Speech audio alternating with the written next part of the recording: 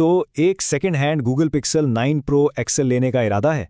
चलें आज इसी पर बात करते हैं कि एक अच्छी डिवाइस कैसे चुनी जाए और इन छुपी हुई खराबियों से कैसे बचा जाए जो बाद में महंगी पड़ सकती हैं।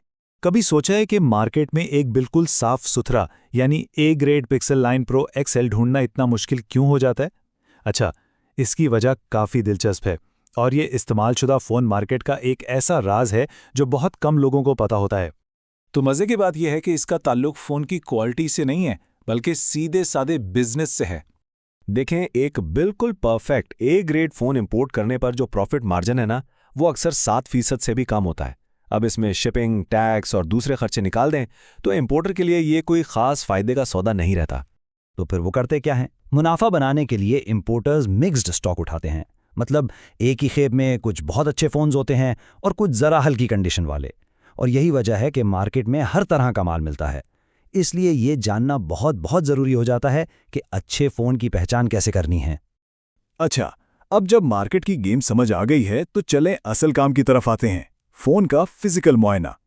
शुरुआत करते हैं बाहर से, क्योंकि फ़ोन की बॉडी ही उसकी आधी कहानी बता देती है।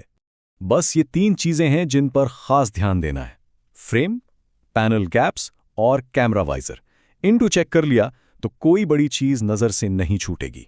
सबसे पहले तो फ़ोन का एल्यूमिनियम फ्रेम देखें। याद रखें, यह स्टेनलेस स्टील नहीं है कि पॉलिश हो जाएगा। इस पर जो गहरे निशान हैं वो पक्के हैं।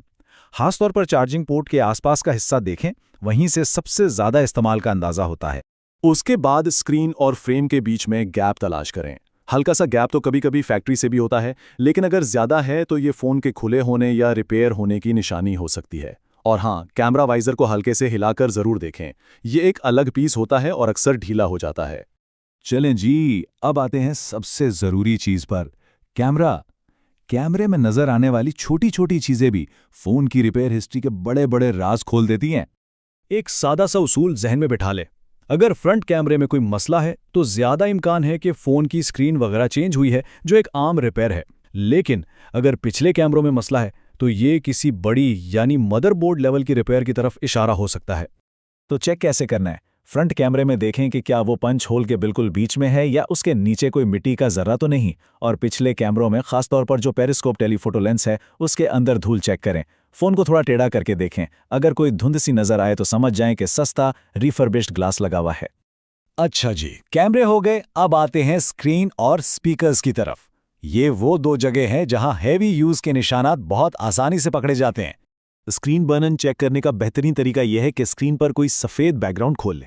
फिर गौर से देखें, ऊपर की तरफ वाईफाई या बैटरी के आइकन्स के हल्के से निशान तो नहीं, या नीचे नेविगेशन बटनों के।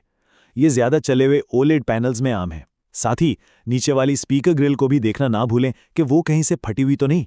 ठीक है, अब बारी है असली जासूसी की। यहाँ हम सारे इशारों को जोड़कर फ़ोन की असली कहानी मालूम करेंगे।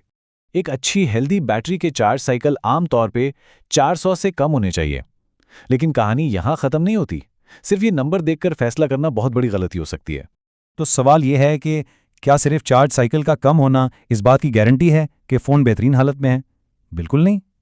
अब यहाँ थोड़ा ध्यान दें। असल काम है फ़ोन की बॉडी की हालत को चार्ज साइकिल्स के साथ मिलाकर देखना। जैसे अगर फ़ोन बिल्कुल साफ है और चार्ज साइकिल भी कम है तो मतलब फ़ोन कम चला है। लेकिन अगर फ़ोन पर निशान है और पोर्ट भी घिसी हुई है तो चार्ज साइकिल ज़्यादा होने चाहिए। यहीं से असली कहानी का पता चलता है। एक बात पक्की है, चार्जिंग पोर्ट फ़ोन के असली इस्तेमाल का सबसे बड़ा सबूत है। इसकी हालत और बैटरी साइकिल्स का आपस में मिलना बहुत ज़रूरी है। अगर पोर्ट घसी हुई है लेकिन साइकिल 100 से भी कम है तो समझ जाएं कि ये एक रेड फ्लैग है, कुछ ना कुछ गड़बड़ ज़रूर है। तो आखिर में वो एक कौन सा चेक है जिसे बिल्कुल नहीं छोड़ना चाहिए? सच तो यह है कि कोई एक चेक नहीं है। एक अच्छा सेकंड हैंड फ़ोन खरीदना इन सब चीज़ों को मिलाकर पूरी तस्वीर को समझने का नाम है। अगर ये सारे इशारे समझ लिए जाएं तो एक ऐसा बाखबर फैसला किया जा सकता है जिससे एक बेहतरीन डिवाइस हाथ आएगी जो सालों तक साथ देगी।